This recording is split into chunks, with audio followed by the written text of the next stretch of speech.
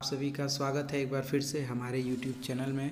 तो दोस्तों फाइनली लेखपाल का नोटिफिकेशन आज यानी कि 5 जनवरी को जारी कर दिया गया है। इस वीडियो में मैं आपको लेखपाल के नोटिफिकेशन के बारे में हर चीज़ बताऊंगा।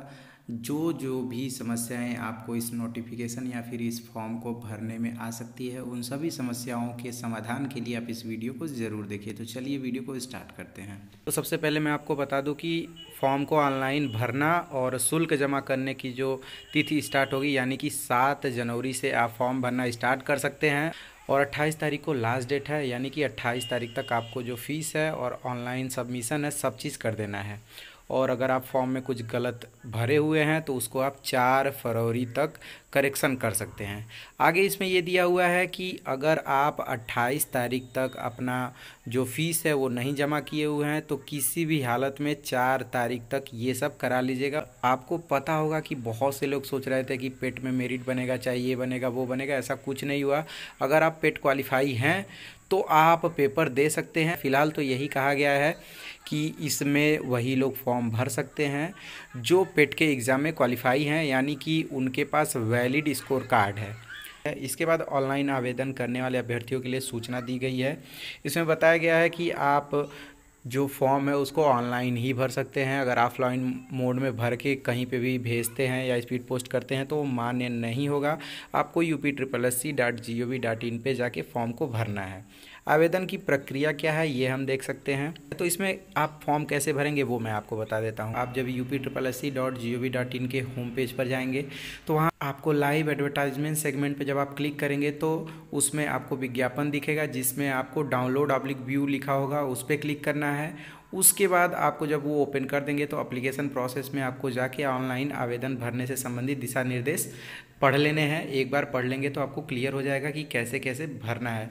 और इसमें एक एक लाइन भी दिया हुआ है, अगर कोई फॉर्म आज तक नहीं भरा है तो वो भी इस प्रोसीजर को पढ़ के आराम से भर सकता है। तो देखिए इसमें बताया है कि आवेदन की प्रक्रिया क्या है। तो प्रारंभिक अर्हता परीक्षा के रजिस्ट्रेशन नंबर के साथ अभ्यर्थी को प्रारंभिक अर्हता परीक्षा के रजिस्ट्रेशन नंबर के प्रमाणीकरण हेतु 2 विकल्प उपलब्ध कराए गए हैं। मतलब इससे ये भी चेक कर लेंगे कि आप पेट का एग्ज़ाम दिए थे कि नहीं है। पहला है व्यक्तिगत विवरण के साथ, यानी कि अभ्यर्थी प्रारंभिक अर्हता परीक्षा 2021 के रजिस्ट्रेशन नंबर, जन्मतिथि, लिंग और मूल निवास व श्रेणी संबंधी विवरण भरकर आवेदन हेतु लॉगिन कर सकता है। मतलब देखिए 2 तरीका है फॉर्म को अप्लाई करने का, और ये प्रोसीजर इस वजह से भी किया जा रहा है कि इससे ये क्लियर हो जाए कि आपने पेट का एग्ज़ाम दिया था या नहीं दिया था। तो एक तो आप ऐसे चेक कर सकते हैं, दूसरा आप जो आपका रजिस्टर्ड मोबाइल नंबर है और रजिस्ट्रेशन नंबर है उसको डालेंगे तो OTP आएगा, उससे भी आप फॉर्म में एक लेवल ऊपर चले जाएंगे, यानी फॉर्म भरना स्टार्ट कर देंगे। फिर इसमें ओवरऑल एक एक लाइन के बारे में बता दिया गया है। तो आप फॉर्म अगर खुद भर पाते हो तो आप खुद भर लीजिएगा, नहीं तो सबसे बेस्ट है साइबर कैफ़े पे चले जाइएगा। ये समझ लीजिए कि फॉर्म भरने का एक भी पैसा नहीं लगेगा, बस खाली जो इंटरनेट चार्ज होता है, मतलब जो फॉर्म पेमेंट करने का जो चार्ज वो पेमेंट होगा, और उसके बाद फॉर्म भरने वाला 50 रुपये ले लेगा। इन सब चीज़ों में आपको पढ़ना ही नहीं है, बस आपके सभी डॉक्यूमेंट आपके पास होने चाहिए, उससे फॉर्म भरा जाएगा। इसमें क्या क्या कैसे कैसे करना है ये सब बहुत ज़्यादा जानने की आपको ज़रूरत नहीं पड़ेगी। और अगर आपको भरना भी है तो आप आराम से upSSC का साइट खोलिएगा और एक मोबाइल में आप अपने जो नोटिफिकेशन है उसको खोलिएगा। उसके बाद एक एक लाइन आप देखते चले जाएंगे, एकदम क्लियर कट वे में लिखा हुआ है, हिंदी और इंग्लिश में भी लिखा हुआ है, तो आपको परेशानी नहीं होगी। रही बात आपको जब ये सब कर लेंगे तो आपको फ़ोटो और अपना हस्ताक्षर भी अपलोड करना है। उसके बाद आप जाके सबमिट जब करेंगे तो आपको जो फीस है वो पेमेंट करना पड़ेगा। इसमें आप या तो डेबिट कार्ड, क्रेडिट कार्ड या फिर नेट बैंकिंग से भी कर सकते हैं। अगर आपको ये आपके पास नहीं है तो आप बैंक से भी जाके ई-चालान यहाँ से डाउनलोड करके बनवा सकते हैं, जो कि आपको नहीं करना पड़ेगा क्योंकि साइबर कैफ़े वाला सब कर देगा। तो ये सब चीज़ें करके आप भर लीजिएगा। रही बात फॉर्म का प्रिंट आउट लेना बिल्कुल ना भूलिएगा, क्योंकि जब डॉक्यूमेंट वेरिफिकेशन होगा तो फॉर्म की एक प्रति वहाँ पे लगती है। जनरली बच्चे यही गलती करते हैं कि फॉर्म का जो प्रिंट आउट है वो नहीं लेते हैं, तो आप इसको ले लीजिएगा। देखिए इसमें ऑनलाइन प्रक्रिया की जो फीस है वो 25 रुपये लगेगी, यानी कि अगर आप खुद फॉर्म भरते हैं तो सिर्फ 25 रुपये आपको पेमेंट करना पड़ेगा। और अगर आप फॉर्म नहीं भरते हैं तो हो सकता है 50 रुपया साइबर कैफ़े वाला लेगा, 25 रुपये ये मतलब 75 रुपये में आपके फॉर्म भरा जाएंगे।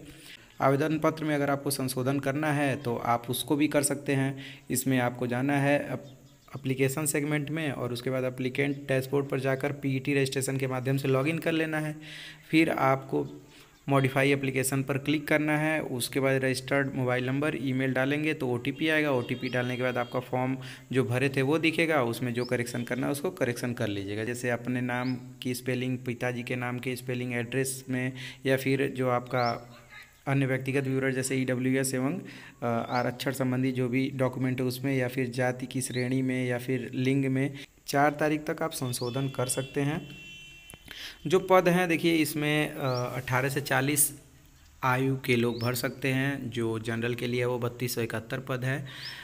शेड्यूल कास्ट यानी कि अनुसूचित जाति के लिए 1690 पद है। अनुसूचित जनजाति के लिए 152 पद है। ओबीसी के लिए 2174 है और ईडब्ल्यूएस के लिए 798, टोटल 8085 पद है। अब देखिए इसमें क्या है, जो क्षैतिज आरक्षण की श्रेणी है उसमें स्वतंत्रता संग्राम सेनानी के आश्रित में 149 पोस्ट है उनके लिए। बधिर और श्रवण शक्ति में ह्रास के लिए 102 पद है। प्रमस्तिष्कीय अंगघात, उपचारित कुष्ठ, बौनापन, एसिड आक्रमण पीड़ित और मांसपेशीय दुष्पोषण सहित चलन क्रिया संबंधी निःशक्तता के लिए 122 पद है। और भी कुछ लोग हैं, मतलब इन सबको मिला के अलग अलग पोस्टें की हुई हैं इन 8085 में से। लिखित परीक्षा के संबंध में विशेष नोट भी दिया हुआ है कि यदि विज्ञापित पदों के प्रत्युत्तर में प्राप्त आवेदन पत्रों की संख्या अत्यधिक होती है और आयोग के मतलब अगर कुछ ज़्यादा लोग आते हैं तो कैसे उनको शॉर्टलिस्ट किया जाएगा। इसमें नॉर्मलाइजेशन की प्रक्रिया भी लागू होगी क्योंकि एक दिन या एक शिफ्ट में पेपर नहीं होगा। तो देखिए ओवरऑल नोटिफिकेशन को अगर देखा जाए तो इससे कुछ बातें निकलती हैं, जिसमें पहला है कि 7 जनवरी से फॉर्म भरे जाएंगे, 28 तक फॉर्म भरे जाएंगे। अगर आपको कुछ भी संशोधन करना है तो 4 फरवरी तक आपको कर लेना है। दूसरे, आपको पता है कि इस फॉर्म भरने के लिए आपके पास क्या क्या डॉक्यूमेंट होने चाहिए। सब डॉक्यूमेंट लेके साइबर कैफ़े जाइएगा, आराम से वो पूरा भर देगा। इसमें आपको परेशान होने की ज़रूरत नहीं है। मैं वीडियो 15 मिनट 20 मिनट का ये बता के बनाऊँ कि कैसे आपको फॉर्म भरना है तो शायद ये उचित नहीं है। आप लोग उतना पढ़े लिखे हो कि आप फॉर्म आराम से भर सकते हो। और इसमें यह है कि प्रथम दृष्टया अगर देखा जाए तो इसमें यही बताया गया है कि आपको बस पीईटी एग्ज़ाम में अगर आप बैठे होंगे तो इस पेपर को दे सकते हैं, यानी कि इस वैकेंसी के लिए फॉर्म भर सकते हैं। बस आपके पास पीईटी का स्कोर कार्ड होना चाहिए, क्योंकि इसमें फॉर्म भरना जब आप स्टार्ट करेंगे तभी पीईटी का रजिस्ट्रेशन नंबर मांगेगा। ये ऑप्शन इसीलिए दिया गया है कि कोई ऐसा ना हो जो फर्जी फॉर्म भर दे। तो जाइए आराम से फॉर्म भरिएगा, क्योंकि अभी टाइम है 7 तारीख आने में 2 दिन। तो आप अभी जो भी आपके पास डॉक्यूमेंट है सबको रख लीजिए, फॉर्म भरिए। और उम्मीद है इस बार आपकी बेरोजगारी का जो दौर है वो इसी वैकेंसी के साथ ख़त्म हो जाएगा। उम्मीद करते हैं कि आप लोग पढ़ रहे होंगे, अगर नहीं पढ़ रहे होंगे तो अब पढ़िएगा। और 8085 पदों में कोई ऐसा पद एक ही आपको चाहिए जिसमें आप सेलेक्ट हो जाएं। मेरे तरफ से आगामी एग्ज़ाम के लिए आप सभी को शुभकामनाएं। मिलते हैं नेक्स्ट वीडियो में, तब तक के लिए बाय बाय, जय हिंद।